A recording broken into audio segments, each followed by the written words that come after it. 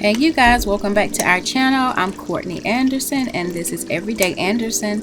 Today I'm going to be showing you how I make my oxtails, you guys. They are so tender, juicy, and yummy. I do a sort of red curry type of oxtail. I don't do brown gravy, and I'm going to show you how I do mine in this video. So first, our ingredients. Okay, I just use some red or yellow peppers, not green peppers, but red or yellow, something colorful. Some carrots, that is an essential ingredient to my oxtail gravy, you guys. I use garlic, onion, and tomato paste. A lot of people use spicy peppers in their oxtails. My husband and I really just don't do a whole lot of spicy, and so I just do a regular red or yellow pepper. I have me some bay leaves here, and I like to do that with my red gravies, and you'll see that a little bit later. Also, I have a bouillon cube, a beef bouillon cube, one or two of those, some smoked paprika, chili powder, also salt and pepper. This is Blue Mountain meat seasoning, which is basically allspice, and also the Blue Mountain curry powder. Also, I have my garlic and onion powders, and I'm going to be putting that in, you guys. If you can't find meat seasoning, you can just find or buy allspice. So it's pretty much the main ingredient in there. And I have some water, which I'm going to be using to cook this down. You don't need a beef stock or any of that to make this gravy, because there are so many flavors in here already with the bouillon cube and the water and the flavors, you guys. You don't have to come back and add another canned or a box beef broth. You can if you want to, but to me it kind of changes the flavor a little bit and takes away from that oxtail. So you can use some tomato paste or ketchup here. I like to use both because this gives me a red base for my oxtails. So I love tomato paste. That gives me that extra punch that I think ketchup just doesn't have. It's more of a concentrated flavor. So I add in tomato paste, and then I'm going to also add in ketchup and then the bouillon cube, and I'm going to blend this up. You can add them all in separately to your pot as your meat is cooking down if you want to, but I just like to give it a head start. I got a lot of these tips from one of my co-workers. So she's West Indian, and she was telling me to make sure I continue to cook down the oxtails and let them reduce down several times as I'm cooking them. I used to put too much water into them, you guys, and let them cook down for a long time, which a lot of people do that. A lot of people like to do the slow cooker recipes, and that's okay. But for me, I like for the gravy to have that really intense flavor, and to me, you have to add more flavors when you make the big pot all at once. And I don't like to cook my oxtails in a slow cooker because to me that just makes them too wet and I don't get that gravy. And I'll show you what I mean as you see these continue to cook down. I think I added an extra bouillon cube today because these are kind of small. I have cooked oxtails in the oven before, and that is a really easy process, and I do get a good result with that. But I just kind of like the labor of love cooking these over the stove all day. I usually cook them on Sunday. To me, this is a Sunday meal. I'm home, I'm cleaning up, and I just let the oxtails just kind of roar on the stove all day while we're playing or watching TV, and I'm doing videos or whatever I'm doing, you guys.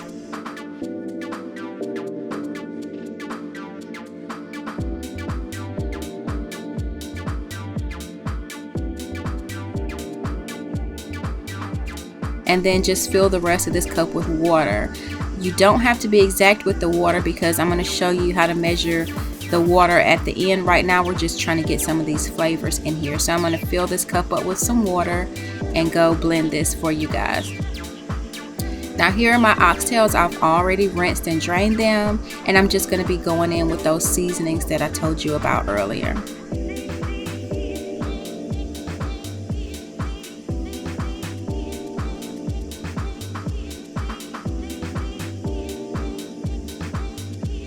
I don't really measure my seasonings, you guys. I just have a way of eyeballing it. And what I like to do is just really coat the top of the meat, and you'll see that in a second. And I think that that's pretty much enough. But usually I'm using about a tablespoon or so of the seasonings, except for salt. Salt really comes down to teaspoons, maybe 1 or 2 teaspoons. So I gave that a few turns. I'm going to come back with a little bit of pepper, and I don't use too much black pepper because anytime you have tomatoes or tomato paste. The black pepper flavor is really elevated, and my husband just really doesn't like spicy food, and so I try to, you know, keep that in mind when I'm cooking for everybody. That's my smoked paprika, and I'm going to come back with some chili powder, and as you can see, I'm just sprinkling a little bit over the top. You can add in some celery seed or celery powder. I actually think that's what this is. I didn't mention that earlier, but I love celery because I think celery is the underrated flavor, you guys. And you can cut up some celery into your oxtails as well. This is that meat seasoning, which is basically allspice.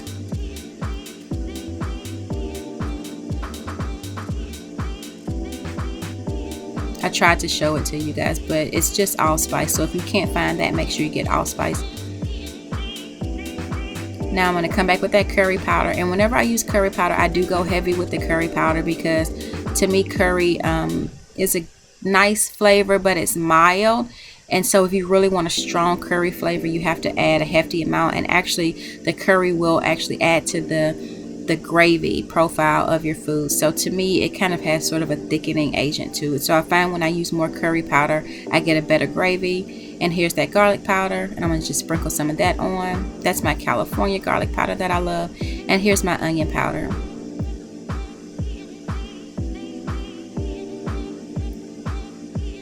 I know some people like to make a brown gravy and skip a lot of these seasonings for their oxtails, and I just really don't like doing that, you guys. So I'm going to go ahead and blend this up for you and come back and get these oxtails started. Make sure you let me know in the comments how you like to cook your oxtails. I didn't grow up eating oxtails. My mom does fix oxtails. She's fixed them for my dad before, but I just don't remember this being a staple in our house when I grew up, and so it did take me a little work to figure out how I like my oxtails. And I think that my mom actually makes hers like a brown gravy, but I'm a red seasoning kind of girl. I say that all the time, and so I like a red gravy, you guys. And there's that sugar that I told you about. I'm going to sprinkle some of this on. I know some people do like a brown sugar, I don't know what you call it, where you kind of make the caramelized sugar and then do the oxtails.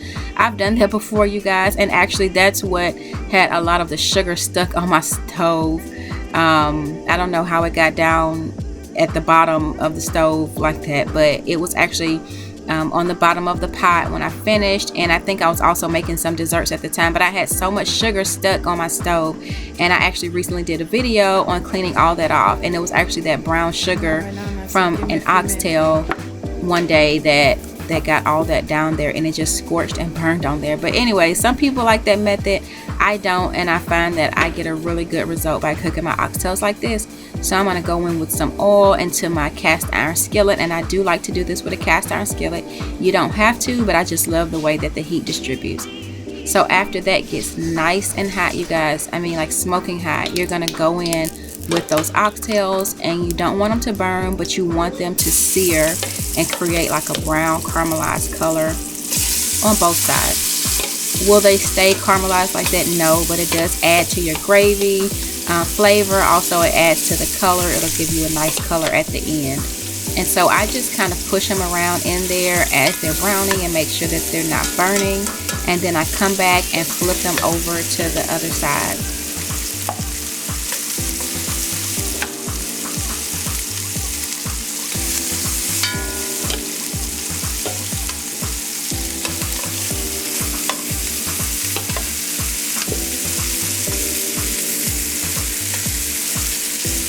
And you should be getting a nice sizzle, you guys. This should be on a medium-high heat. You don't want them to burn, but you don't want it to be too low where you're not getting a good caramelization.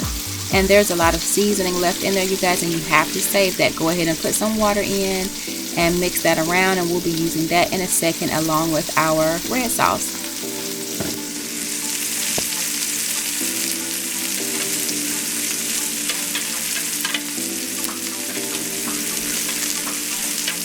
That tomato sauce, that tomato paste, and ketchup will actually help to deglaze this pan as it's cooking, you guys, which is another thing that I love about using the red seasoning. And so you'll see in a second, but it'll just lift all that flavor off the bottom of the skillet.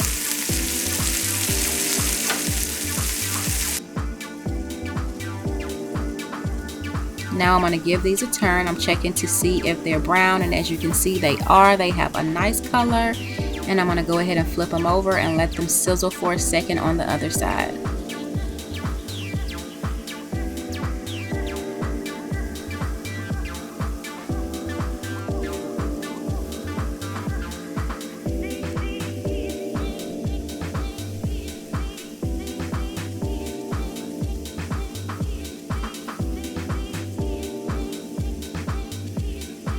Okay, you guys, so these are looking really good, and now I'm just gonna go in with my vegetables. I'm gonna save the garlic, but I'm gonna go in with the onions, chopped up pepper, and my celery there.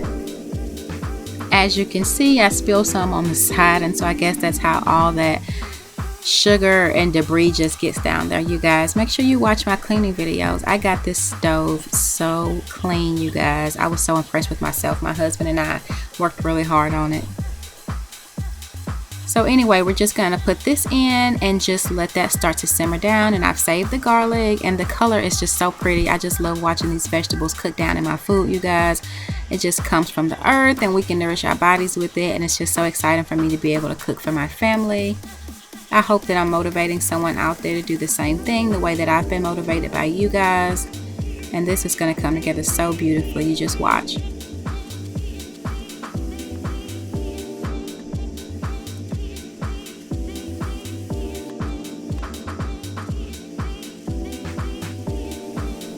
So now I'm going to go in with that garlic. Always save your garlic to the end because you don't want it to scorch and burn, because garlic is sticky. And it just will start to burn if you put it in too soon with the rest of your vegetables. There's my bay leaf. I'm going to throw about 2 of those in.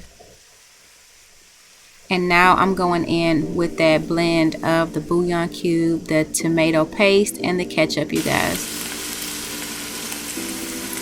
And as you can see, my liquid is not yet covering the meat, and so I'm going to go in with that water and seasoning mixture from the leftover seasonings that I had. Make sure you get all of that, you guys.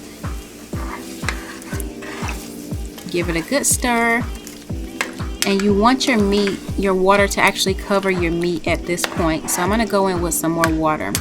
So the key to making these oxtails is you have to cook them down, add more water, and let it reduce down again. So this oxtail is actually going to reduce down several times. And like I said, I know some people would put it in a crock pot at this point. But I don't do that. I'm showing you right now that it's 12:38, you guys, and so this takes a whole day. I'll come back and show you where we are later. But I don't like to do the kind of set it and forget it method with my oxtails. I want this to cook in this heavy bottom pan. This is a cast iron skillet. I believe it's 5.5 quarts. I'm going to turn this heat to where I can get me a steady ripple on this. So right now it's going to be at high, and then I'm going to cut it down when it starts to boil fast. But I want it to reduce down several times, you guys, and you'll see in the rest of this video. I think I show you about 3 times where I come back and it's reduced down.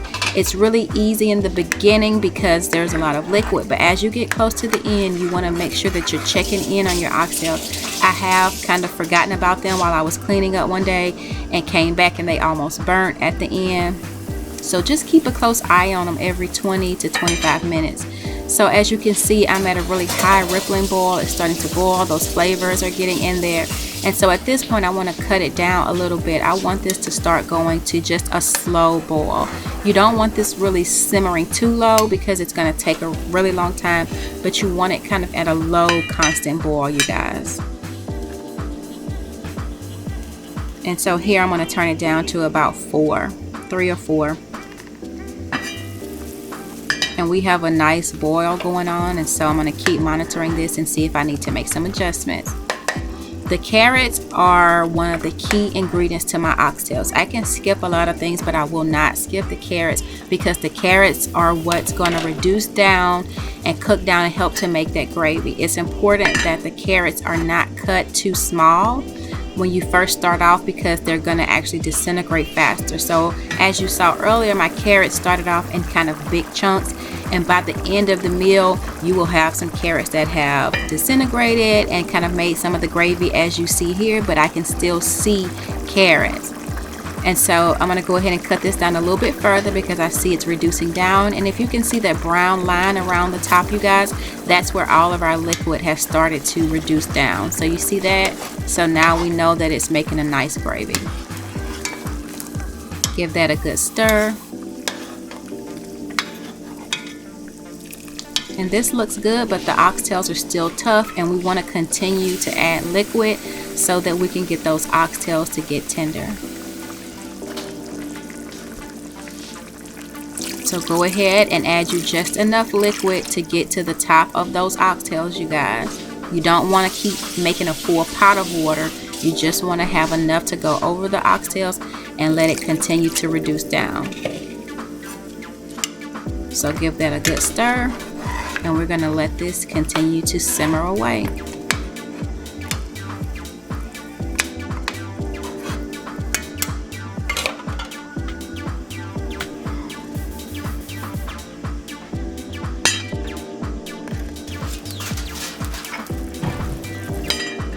Okay, you guys, and so it's still reducing down. Let's take a look at it. We can see some of the oils coming off the oxtail. Look at that color. It is just a beautiful, gorgeous gravy starting to form, and I really love the gravy from the oxtails, you guys. And so I'm just pressing around, and I can see that they're not quite done yet.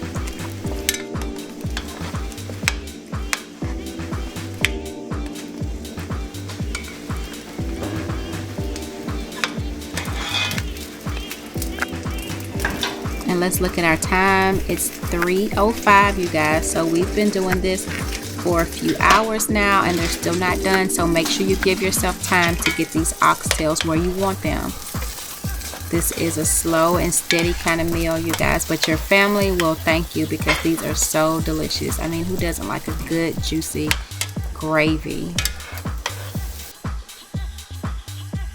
I love the flavor of beef gravies. I love carrots. I love potatoes. I love stews. And so I really enjoy that whole process of making this for my family, you guys. My kids are actually starting to really like oxtails. I like the gravy, and they do too. And so my husband is the one that really eats all of the actual meat off the oxtails. So we eat a little bit of meat, and my youngest son is starting to really enjoy them as well.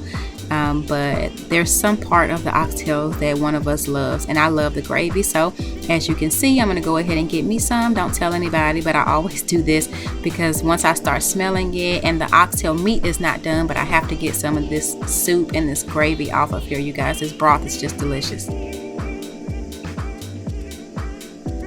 Cover that back up, and I'll show you what it looks like when I come back. And so as you can see, our liquid has reduced down yet again, and we're having more of a gravy. So I'm still going at low now, and I want to be very careful at this point because this is when you're going to start to notice that your oxtails and gravy are really coming together. The meat is starting to kind of pull apart from the oxtail, and it's almost there, you guys. So you don't want to burn it at this point.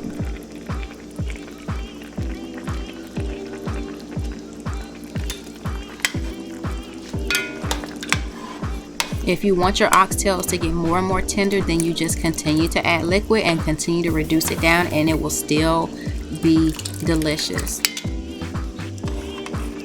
Be careful at the very end if you let it reduce down into a thick gravy. Once you cut that fire off and it starts to cool down, you may not have as much liquid for like rice or potatoes.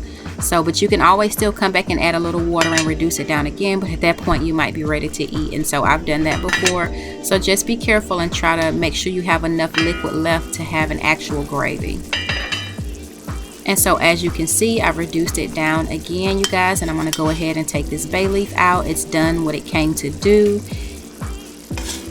We've got a nice gravy going. Can you see how those carrots have reduced down?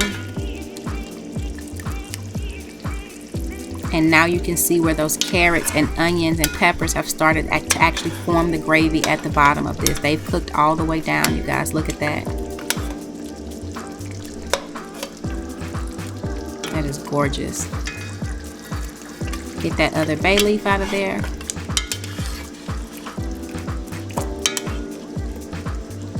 Look at that. You want your gravy to have that kind of sludgy look. It shouldn't look like water at this point, you guys. If you've left your vegetables in nice chunks, by the time you get to this point, you just have a few edible pieces of the onions and carrots, but they're not big chunks anymore. Now they've cooked down and they've helped to form that gravy. Look at that. Look at that meat coming off. If you want it to be completely falling off the bone, you can continue to cook it down. But like I said, you're going to start to have a thicker kind of gravy. And if that's what you want, that's fine. But like I said, we like the gravy, and so my family gets disappointed if we don't have enough gravy to go around. And these are looking really tender at this point. Look at that, you guys. And this is how we like our oxtails. If you like this video, make sure you subscribe, you guys. This was so delicious. I'm glad I could show you guys how I make oxtails. Leave me a comment and let me know how you like your oxtail. We're gonna enjoy this, and I'll definitely be making this again with that meat that I got from the farmer's market. Make sure you check out that video. I'm gonna be going back to the farmer's market soon. And also come visit us at everydayandersons.com. That's everydayandersons with an S.